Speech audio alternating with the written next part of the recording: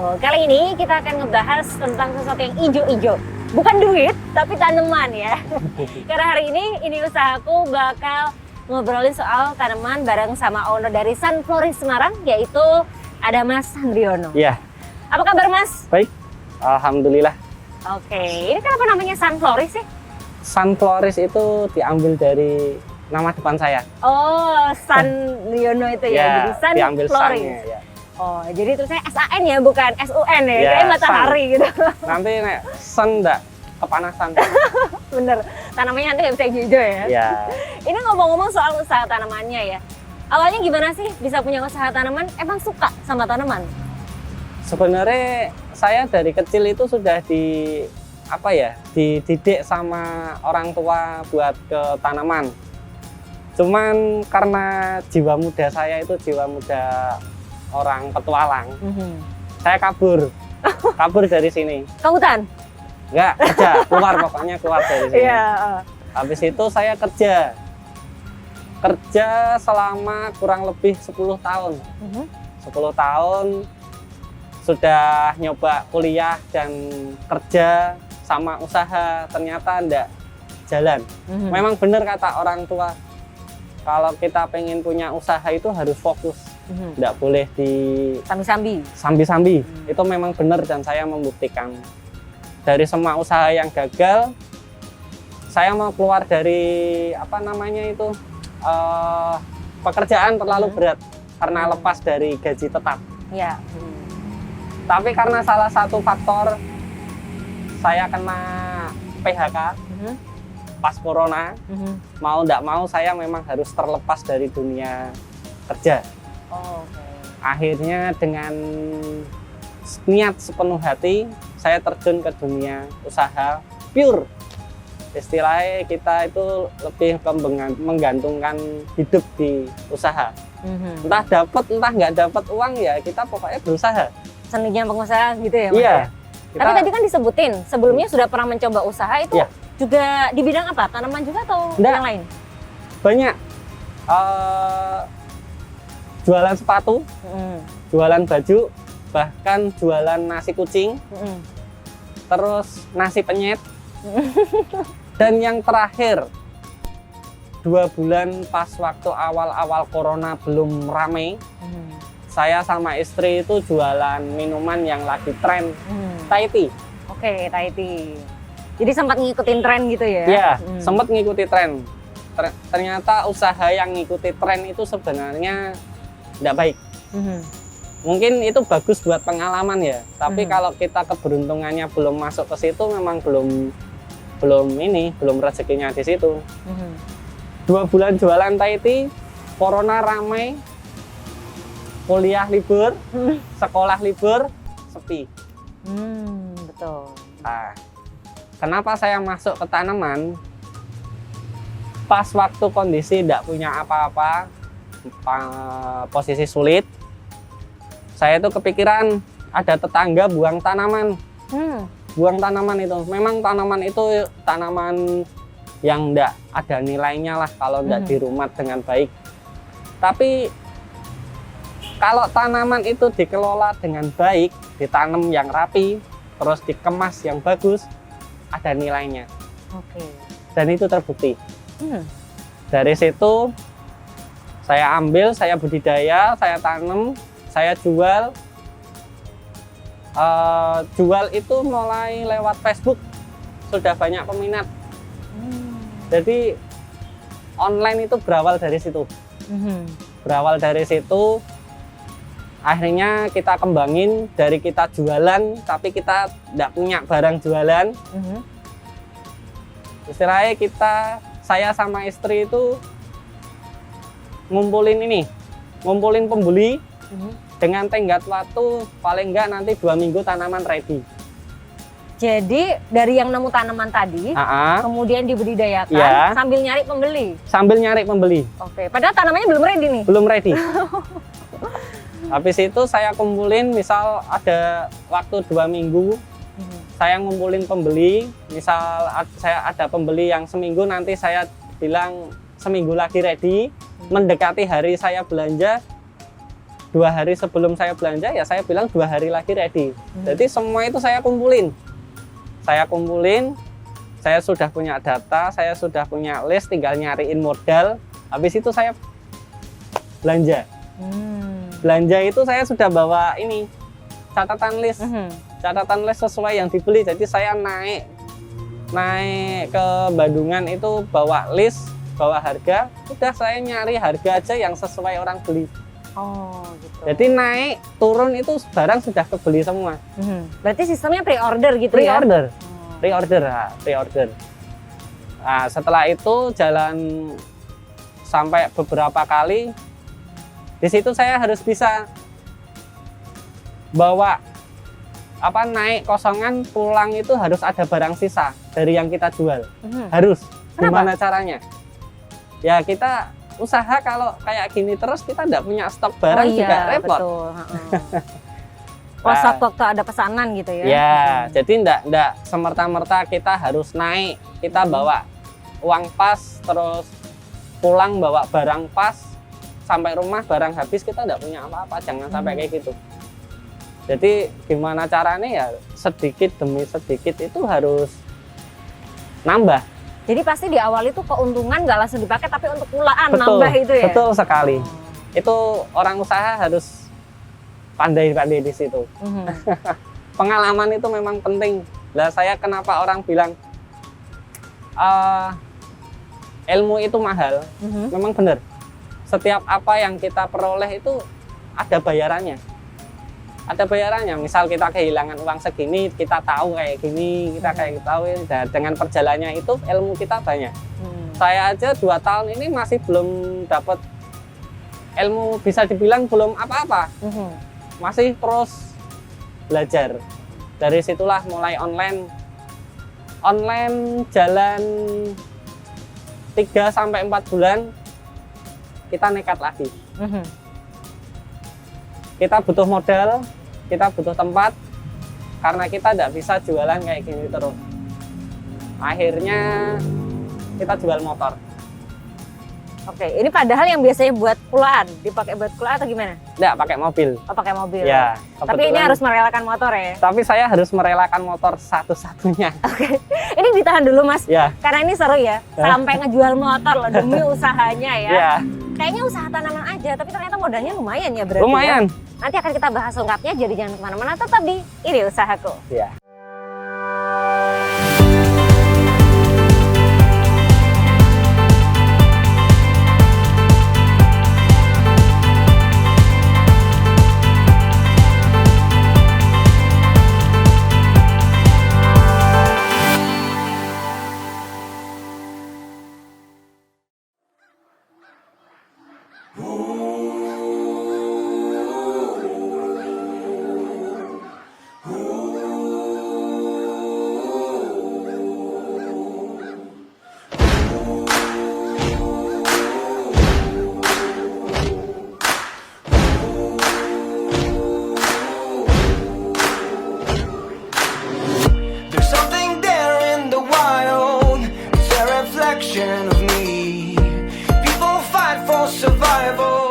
Kondisi Nataru hari ini dengan Nataru yang tahun lalu agak berbeda. Kita menyiapkan beberapa langkah khusus yang memang salah satunya termasuk dari depan itu harus orang datang cuci tangan. I know I will shine.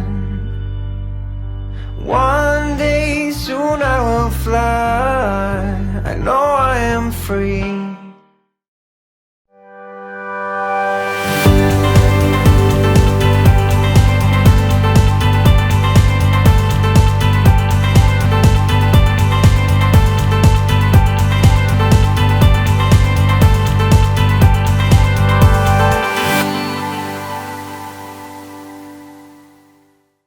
Masih di Ini Usahaku, episode Sunflorist. Nah, kita tadi sampai di cerita yang seru ya. Mas Andriana cerita kalau ternyata harus ngejual satu motornya. Terus Ya. gimana itu Mas setelah dijual?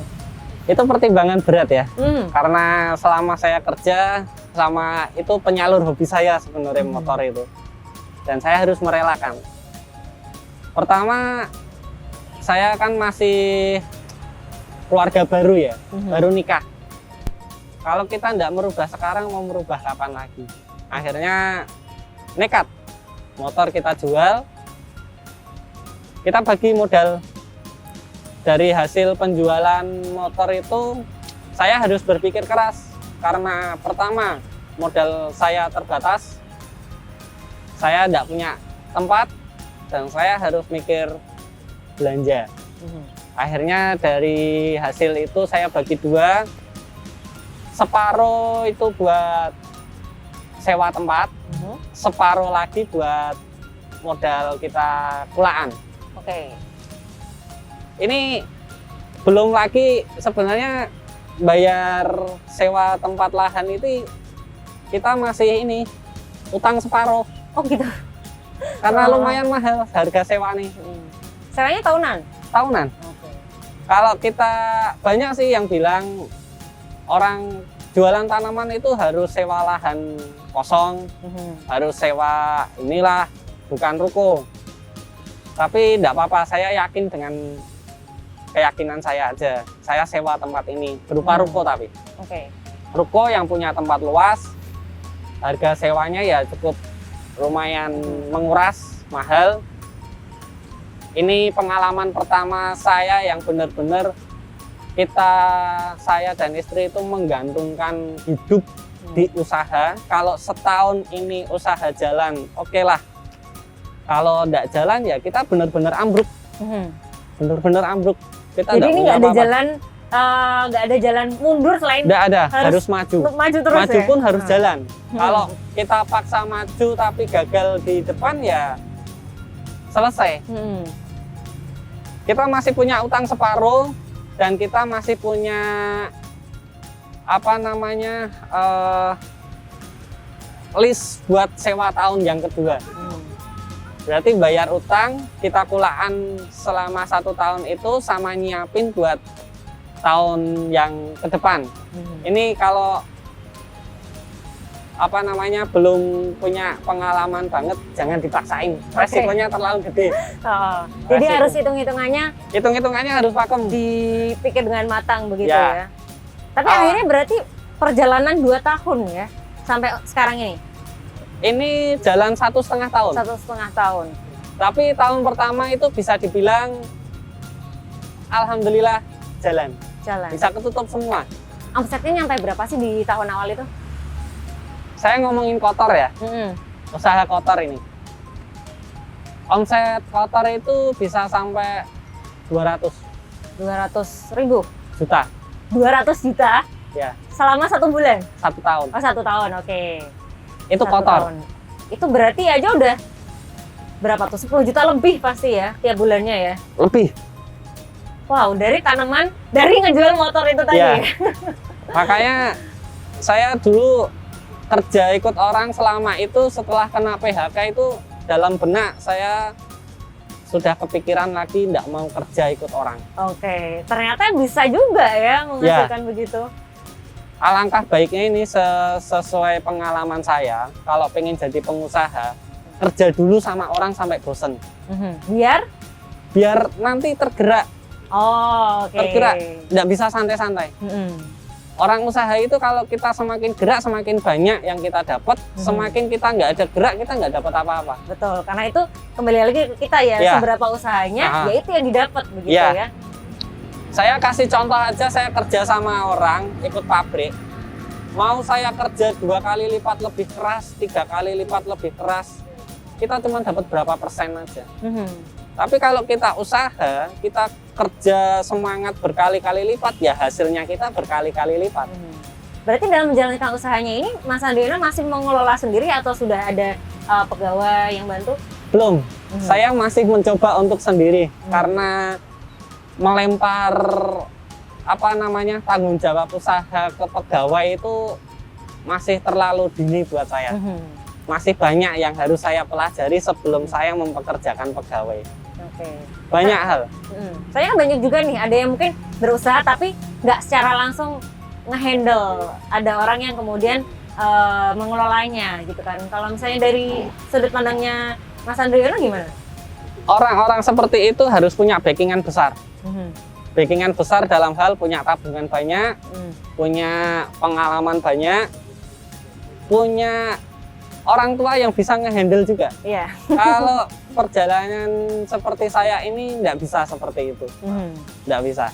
Semuanya harus digarap sendiri langsung. Harus ya? digarap sendiri langsung. Kalau benar-benar kita sudah bisa lepaskan, ya udah kita lepaskan, kita kerjakan orang. Tapi kalau saya sendiri sih saya lebih suka nanti ke depan kalau misal berkembang itu saya lebih suka saya buka cabang. Cabang itu dikerjakan orang. Saya tetap ngelola yang benar-benar dibangun dari sendiri. Oh gitu. Itu kalau Tapi saya punya rencana impian seperti itu Iya, ya? punya impian seperti itu. Nah itu tadi kalau misalnya awalnya kan jalan online, tapi Ya. kemudian terus juga udah sewa lahan yang awalnya ruko, terus sekarang juga udah pindah ya Ya, di lahan baru di alamatnya mana Mas? di Jalan Walter Mangunkusumo, Mhm. dekat sama lampu merah Telogo. Kalau yang baru? Ini di arteri di Arteri. Telogo Sari Kulon. Depannya Gelora USM persis, Jalan Soekarno-Hatta ya? Soekarno berarti ya? Hatta. Oke, Ya. nah itu perbedaannya antara jualan tanaman yang secara online dan terus kemudian di ruko ataupun di lahan kosong seperti ini gimana? Setelah yang saya alami dan saya jalani, semuanya itu punya resiko masing-masing. Tinggal kita mau ngambil resiko yang mana. Mau ngambil resiko yang sedikit tapi hasilnya juga sedikit, atau resiko besar tapi hasilnya juga besar. Online itu memang menjanjikan ya, tapi saya bilang kayak gitu itu di bidang usaha yang lain. Contoh seperti makanan dan barang-barang lain lah yang bukan barang hidup. Sedangkan tanaman itu dia kan barang hidup. Ya. Banyak karakter karakter tanaman dari yang kecil sampai yang besar. Kalau online itu paling kita bisa menghandle orang-orang yang suka tanaman kecil. Kalau ngehandle tanaman-tanaman besar sama proyek itu Agak repot ya? Agak repot. Agak repot. Terus kalau online sendiri jangkauannya sampai mana Mas? Penjualannya? Online itu jangkauan itu tergantung kitanya sendiri ya. Paling jauh pernah kemana? Saya paling jauh itu ke Bandung, Malang, sama Jogja. Jenis tanaman apa yang dibeli sampai sejauh itu? Nah itu punya karakter masing-masing nih. Kalau Bandung itu suka tanaman yang besar-besar, contoh kayak bougainville. Ini ya, ada bougainville Ya, juga ya? di belakang ini kayak bougainville, tapi yang punya batang besar. Kalau Malang itu dia suka tanaman kecil-kecil. Saya juga tidak tahu Malang itu tempatnya Tanaman ya? tanaman. Oh. Tapi ya namanya rezeki online kan kita tidak tahu ya. Namanya orang berusaha ya harus bekerja terus. Kita tidak tahu lah rezeki dari mana. Saya itu pernah dapat rezeki nomplok dari Salatiga. Dia dari SD pesan bougainville itu banyak banget. Padahal kalau dipikir-pikir Salatiga sama Bandungan itu Lebih dekat ya? gudangi, Oh iya. gudangi tanaman. Dan lebih dekat juga kalau ke Bandungan. Tapi ya kita bisa dapat. Jadi kita berangkat kosongan, ngambil dari Bandungan, kita kirim ke Salatiga. Salatiga, kita turunin, dapat uang, kita belanja, udah buat stok di rumah. Oh begitu. Oke, ini menarik ya. Jadi ngambil, di drop, terus dari uang itu Ya. dibeli lagi tanamannya, Ya. gitu ya. Jadi harus berputar terus untuk usaha itu. Orang usaha tanaman kayak saya ini, yang kita memang memulai dari kecil ya, bukan dari orang tua yang langsung besar, enggak. Kita memang benar-benar dari kecil. Paling susah itu nyari tempat kita kulaan. Karena kalau kita ngambil sedikit-sedikit itu kita masih dikira pembeli. Oh. Kita meyakinkan orang sana kalau kita mau dijual itu agak susah. Saya butuh waktu hampir 3-4 bulan. Wah, lama juga ya ternyata. Lama. Tidak semudah itu. Kalau kita sudah punya modal besar, kita ngambil pakai mobil pickup, udah orang langsung percaya kita kulaan. Tapi Dan kalau tentu harga inkasnya akan berbeda. beda. Oke, baiklah. Itu ceritanya Mas Andriono Menarik sekali ya, ternyata memang banyak sekali lika-liku dalam berusaha ya. Selain kita juga akan cari tahu kira-kira di Sunflorist itu ada tanaman apa aja, harganya kira-kira berapa. Jadi jangan kemana-mana, tetap di Ini Usahaku.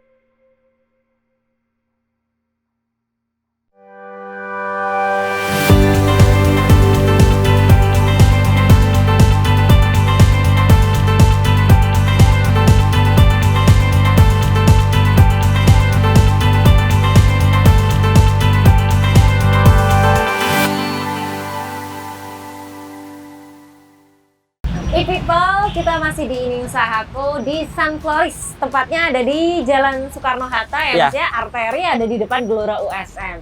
Gampang banget sebenarnya ditemuinnya ya tempatnya. Kelihatan soalnya hijau-hijau dari depan. Nah, kalau misalnya kita lihat di belakang ini juga ada tanaman-tanaman yang dijual di Sunflorist. Kalau kita dilihat di sini banyak bonsai ya, bougainville bonsai. Ini kalau misalnya dari harga tuh minimal berapa sampai berapa, Mas? Kalau harga bonsai itu kita minimal itu mulai dari 50.000. Mulai dari 50.000 sampai berapa segini? Enggak sih. Ini contoh. Oh ya, oke. Tapi ini masih bisa dibilang ini bahan. Bahan ya bisa, kalau yang ini sesuai ukuran harganya, tapi bisa dimulai dari itu 50.000. Dan yang paling mahal berapa nih? Yang paling mahal itu kebetulan barangnya ada di depan. Lumayan sih, bisa sampai 25. Waduh, 2 digit nih. Juta? Ya. Wow, mantap. Terus saya tuh sebenarnya penasaran, Mas. Kenapa kalau tanaman bonsai itu biasanya ditaruhnya di atas pilar-pilar kayak gini sih? Itu salah satu keunikan bonsai ya. Dia itu tidak bisa disamakan sama tanaman-tanaman lain. Karena kenapa kok bonsai itu ditaruh di atas pilar? Buat nunjukin potensi dia. Bonsai itu harus bisa dilihat muter. Harus bisa dilihat muter. Karena kita jualan bonsai itu sebenarnya jualan seni. Oh iya, betul. Harga mahal dan tidaknya itu tergantung seninya. Jadi kita tidak bisa berpatok bonsai kecil harganya segini, bonsai sedang segini, besar segini, tidak bisa. Kecil bisa lebih mahal daripada yang besar. Berarti bisa jadi seniman lewat bonsai ya, Mas? Bisa. Nah, bisa. Ini selain yang tadi sampai 2 digit, kira-kira kalau yang buat rumah tangga nih, buat di rumah aja gitu, di Sunflorist ada tanaman apa aja? Banyak macam-macam, ada dari macam-macam calathea, ada aglonema, ya sejenisnya itu banyak. Yang sekarang ini masih laris apa? Yang sekarang masih laris itu lidah mertua, aglonema sama calathea. Itu yang masih laris, umum dicari orang. Yang bahkan kantoran banyak. Buat di kantor-kantor juga ya? Kalau yang bakal ngetren kira-kira di 2022? Yang bakal ngetren itu masih daun-daunan yang berwarna. Contoh kayak aglonema. Kalau tahun kemarin yang ngetren itu daun yang robek-robek dan punya corak warna putih. Gitu. Corak putih. Ya, orang biasa nyebutnya itu apa ya namanya? Saya kok tiba-tiba lupa. Itu corak putih. Oke. Nah, ini ternyata banyak ya tanaman-tanaman itu yang Ya, harganya memang menurut pasar ya Mas kalau kayak gitu tuh.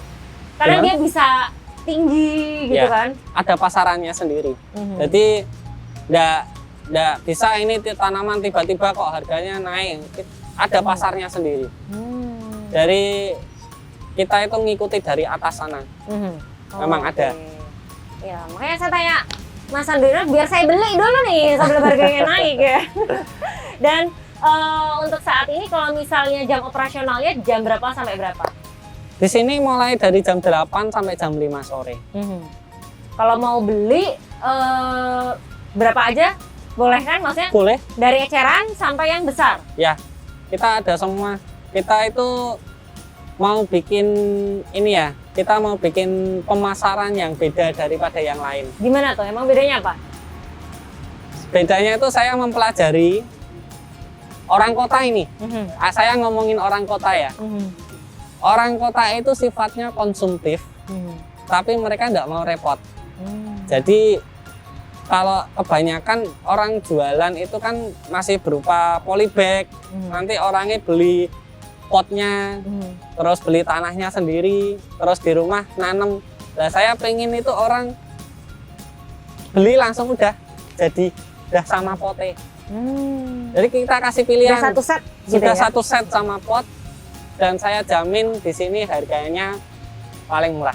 Oke. Saya Yakin nih? jamin. Yakin, Garansi nggak? garansi, Oke. garansi. Berarti kalau untuk dari potnya segala macam kita juga bisa milih nggak? Bisa pilih. Oh. Dan di sini punya satu kelebihan daripada yang lain. Kelebihannya itu beli tanaman di sini, beli pot di sini, gratis tanam. Gratis tanah? Ya. Oke. Gratis tanam sampai rapi, bener-bener rapi di pot. Udah Oh. tinggal bawa pulang taruh, nggak usah repot-repot lagi. Jadi sebenarnya kita kayak custom gitu ya? Ya, Oke, baiklah. Dan kalau misalnya kita nyari tanaman tapi belum ada di sini gimana? Bisa dicari juga? bisa, bisa. Kita pasarannya sebisa mungkin dibikin luas ya. Jadi barang yang dijual kita itu nggak harus semuanya ada di sini. Tapi kita juga punya pasaran di sana-sana. Misal ada yang beli ke sini, barang nggak ada, tapi kita bisa menyediakan. Oke, baiklah. Dan gimana caranya kalau mau beli? Bisa lewat mana aja? Bisa langsung datang ke toko, bisa langsung tag ke IG-nya Sunfloris. IG-nya apa tuh? IG-nya Sunfloris juga. Sunfloris. Ya. Semarang. Sunfloris Semarang. Oke. Facebook juga ada sama Sunfloris. Tapi lebih enak itu kita jualan tanaman nih. Saran aja buat orang-orang, kita lebih enak jualan tanaman itu datang langsung ke tokonya, pilih tanamannya, sambil tanya cara perawatan di mana yang terbaik. Nanti kalau bisa dikasih saran gitu. Oke. Jadi memang di handle terus. Baiklah. Jadi kalau misalnya ada waktu silahkan bisa langsung datang aja Iya. ya. Tapi Mau kalau tanya- misalnya belinya secara online tetap dikasih yang bagus kan? Dikasih tetap. Kita jual Oke. jasa itu ya harus dikasih yang terbaik. Baiklah. Karena kalau menurut Mas Sandriono berarti yang penting dalam usaha itu apa Mas? Apalagi nih kalau misalnya kita lihat ya tadinya kan Ya. di Walter Mongisidi pindah ke arteri yang mana Ya. itu banyak banget pedagang tanaman gitu ya. Ya. Jadi apa yang mengunggulkan Sunflower ini dibanding yang lain gitu? Atau apa menurut Mas Sandriono kelebihannya begitu? Kelebihan Sunfloris ya. Hmm. Kelebihan Sunfloris itu seperti yang saya sebutkan tadi, Pelayanan. pelayanan. Kita mau bikin beda daripada yang lain. Itu pertama. Yang kedua, kita buka harga murah dari yang lain. Jadi lebih enak itu pokoknya datang kita ngobrol dulu lah. Oke. Jadi datang nggak harus beli, nggak apa-apa. nggak apa-apa. Datang ngobrol aja juga bisa. Oh. Karena kita bangun chemistry dulu. Kita bangun chemistry, mungkin sekarang datang tanya-tanya ya, ngobrol belum beli. Karena chemistry-nya dapat, mungkin besok bisa datang lagi. Oh iya. Bawa Benar-benar. Jadi kita nggak langsung target yang datang harus beli, enggak. Kita lebih nyari ke konsumen yang sifatnya itu bisa diajak seduluran. Itu nanti malah bisa jangka panjang. Jangka begitu ya, panjang. Mas? Oke, baiklah. Dan terakhir dong tips buat e-people yang mau cari tanaman apa kira-kira? tips cari tanaman ya. Yang pertama itu kita jangan nurutin gengsi. Oke, kenapa? Paling penting. Karena nurutin gengsi itu pertama, tanaman itu sekarang sering berubah. Dan kalau pas lagi tenar itu enggak ini, harganya enggak murah. Harganya mahal. Betul. Kalau kita nurutin itu, kalau enggak siap dengan keuangan bisa bikin bangkrut. Benar. Terus satu lagi, untuk memperindah rumah itu buat saya sendiri ya, enggak harus tanaman mahal. Tips buat tanaman indah di rumah itu sebenarnya kita cari tanaman, nggak perlu yang bagus, nggak perlu yang mahal, nggak perlu yang lagi ngehits. Yang penting tanaman itu enak dilihat, cocok sama yang kita pengen. Kasih pot yang bagus. Ini kebanyakan orang nih yang sering salah. Mereka kadang beli tanaman aja sudah bilang mahal, potnya dicari ke yang murah. Betul. Salahnya di situ. Padahal bisa dipercantik dengan tampilan Ya. pot yang bagus begitu ya. Keindahan tanaman di rumah itu ada 3 faktor ya. Pertama, tanaman itu sendiri. Yang kedua itu pot. Yang ketiga, tergantung kita penataan di rumah. Oke. Jadi bagus tidak kelihatan mahal atau tidak itu sebenarnya dari penataan. Saya bisa bilang kayak gitu karena apa? Banyak orang-orang kaya itu bisa kelihatan mewah. Itu karena dia rapi. Oke, betul.